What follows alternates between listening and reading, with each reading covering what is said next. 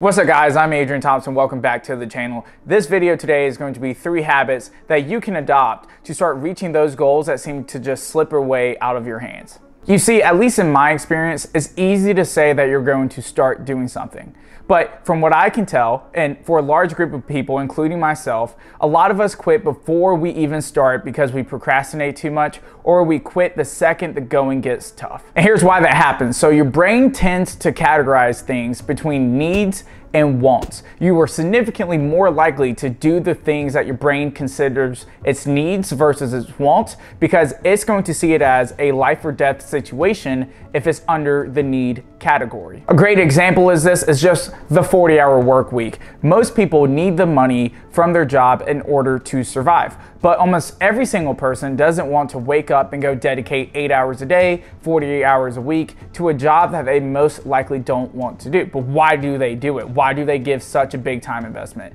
And it's because their brain sees it as a need. It needs to get it done in order to maintain the quality of life that your brain likes having. Now, this is not necessarily a bad thing, because if you don't have a plan B that both fulfills what your brain wants and what your brain needs, then you might need to legitimately 100% dedicate that time that you don't want to do to something you need to do. Now, the side effect is that your brain's going to find the energy to complete anything that it assumes is a need versus a want. But once you dedicate all that time and energy toward your needs, you're going to be or feel too tired in order to put energy into that want category. Hell, that's at least how it works for me. And if that's something that sounds familiar to you, I use these 3 tips to trick my brain from transitioning some goals from my want category all the way to my needs category. So stay tuned to the video. If you like the concept of this video, go ahead and hit the like and subscribe button, and let's dive into it. Now, the first tip I can give you is to make a financial commitment. So my job makes me actually a decent amount of money. I'm in a really good relationship. And besides me breaking my hand and tearing my ACL 8 weeks apart, I'm in pretty good health. All that being said is to not brag, but what it is I don't really need this YouTube channel. However, I definitely want to make these videos. I've actually wanted to make these videos for years, but this is the first year that I'm taking it seriously. And I can be frank that one of the main reasons that I take this channel as seriously as I do, that I try to stay as consistent as I do, is all of the financial commitment that I've put toward it. Now, I definitely don't think you need the nicest gear to be successful at YouTube. But for me, even with $18,000 of student loans, I knew that if I didn't put money into this channel, and money into buying this laptop, money into buying this camera and the tripod and the lighting, that the second the going got tough, the second that it didn't make sense for me to dedicate my time to this, I would have quit, essentially eliminating any chance of this dream becoming a reality. And that's exactly why, even though I had $18,000 in student loans, I bought a $1,400 MacBook and I bought a $500 camera. Now, is that a smart business move? Hell no, it's not whatsoever. But I've essentially put myself into debt to myself to achieve these goals. To justify putting that money in there, I have to get an ROI based off of the money I put into these purchases. And we all know on this channel, becoming debt-free is one of my personal goals. So now that I know, my brain naturally categorizes becoming debt-free as a necessity. So now that I've co-opted that motivation of becoming debt-free into being in debt to myself, I can use that energy and motivation that my brain will use towards its needs as making this YouTube channel successful, because I need to become debt-free with myself. And the grand scheme of things, if I didn't buy this MacBook or this camera or any of this gear, I would have become debt-free 2 weeks earlier in my timeline. So it really didn't hurt me to buy this stuff. That being said, if I didn't take this concept of becoming in debt to myself, I wouldn't have made a video that got 5,000 views, and all 270 of you guys wouldn't be here right now. Essentially what I'm saying is, don't be afraid to take risk, because when the odds are stacked against you, that want to succeed will be co-opted by your brain and moved over to that need category in order to prove to yourself and others that you didn't do something that was stupid.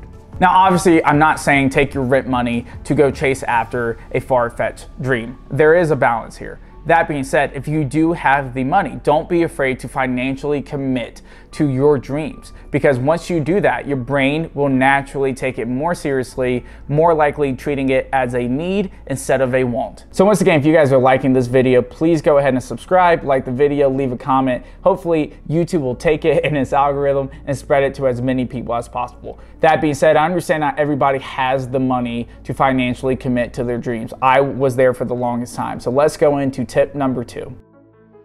And tip number 2 is to make your dreams a part of your identity. Typically, when people ask who you are or what you do, most people respond with their job title and whether or not they're a parent. Why? It's because 40 hours a week is spent with your job, and then every other hour is spent being a parent. It's just what you spend most of your time doing. But another reason why you answer like this is that's the main dictator of what people think about you.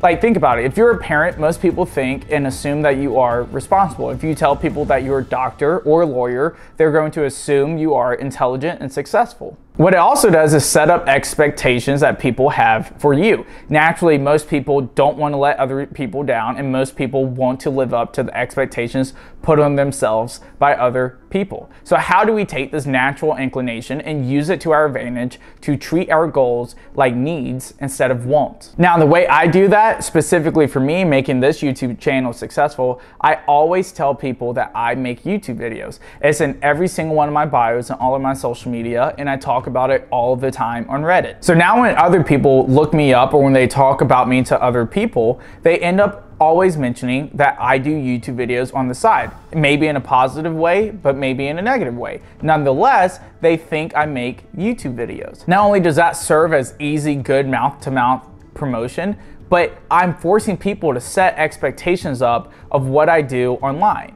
So if you go to my YouTube videos or if you go to my YouTube channel and I don't have any videos posted for, weeks or months at a time, I know that I'm going to feel like I let that person down because I didn't do what I told everybody I did by making YouTube videos. So what it essentially does is, just like the money built up financial pressure for you to succeed, this is going to set you up with social pressure to succeed. Your brain will naturally fight the best when it's backed into a corner. So adding these pressures, even though you're manipulating people to add these pressures onto yourself, will help you convert that want into a need when it comes to how your brain treats your goals. Now, that being said, just like not everybody has the money to financially commit to one of their goals, some people legitimately have so much anxiety from social pressure that this might not be the best tip for them. So let's move on to tip number 3.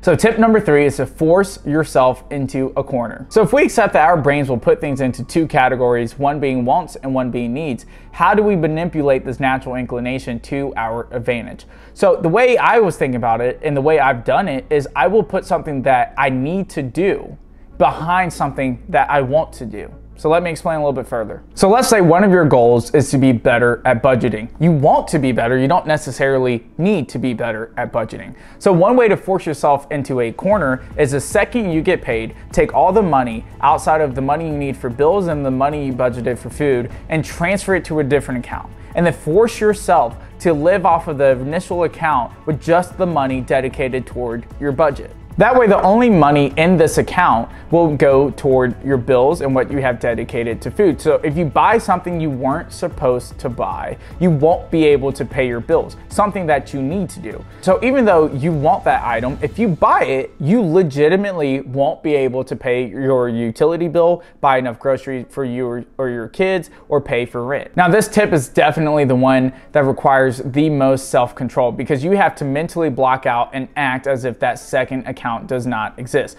But if you can do that, honestly, this is the most powerful tip out of all 3 of them. And if that's something that you seem to fail with in terms of acting like that second account doesn't exist, practicing that self-control, then maybe you just don't want this goal as much as you're telling yourself, which is perfectly fine.